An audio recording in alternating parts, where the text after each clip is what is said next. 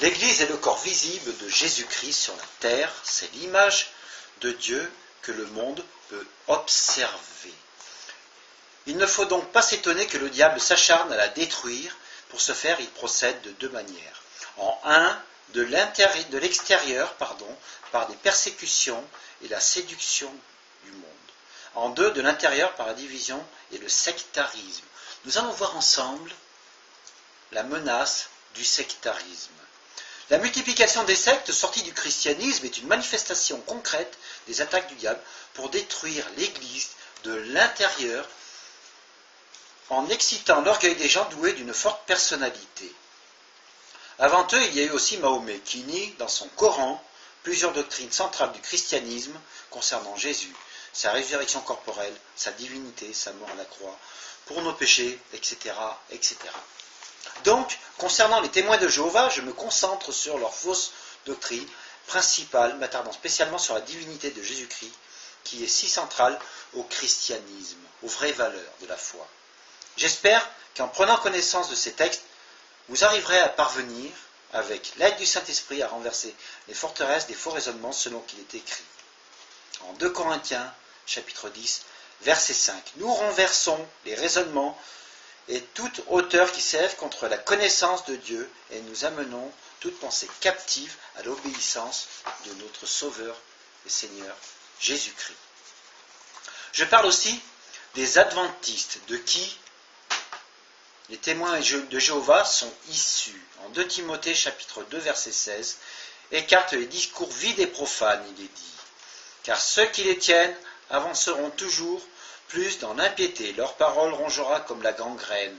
Et ce nombre sont Hyménée et Philette qui sont écartés de la vérité, disant que la résurrection est déjà arrivée, et qui renversent la foi de quelques-uns. Pourtant, la solide base posée par Dieu subsiste, scellée par ses paroles. Le Seigneur connaît ceux qui lui appartiennent, et quiconque prononce le nom du Seigneur, qui se détourne de la justice. 2 Corinthiens chapitre 3 verset 16.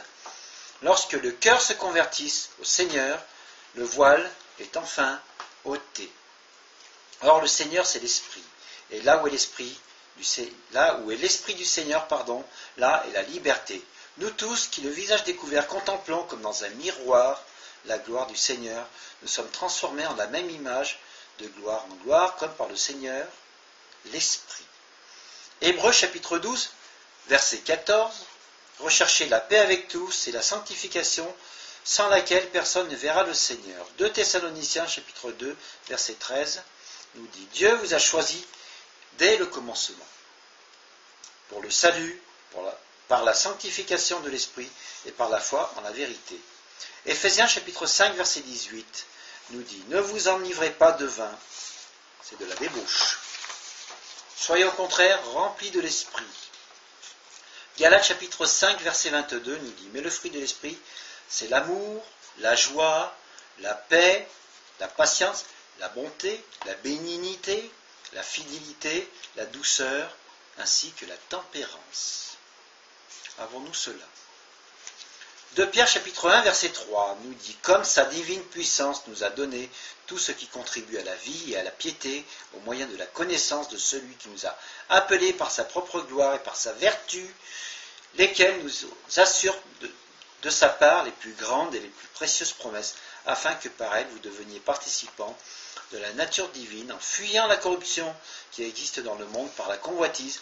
À cause de cela même, faites tous vos efforts pour joindre à votre foi la vertu, à la vertu la science, à la science la tempérance, à la tempérance la patience, à la patience la piété, à la piété l'amour fraternel, à l'amour fraternel la charité.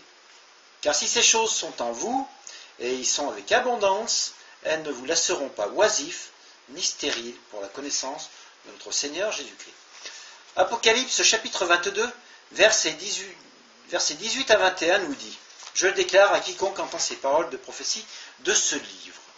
Si quelqu'un y ajoute quelque chose, Dieu le frappera des fléaux décrits dans ce livre. Et si quelqu'un retranche quelque chose des paroles du livre de cette prophétie, Dieu retranchera sa part de l'arbre de la vie et de la vie sainte décrit dans ce livre.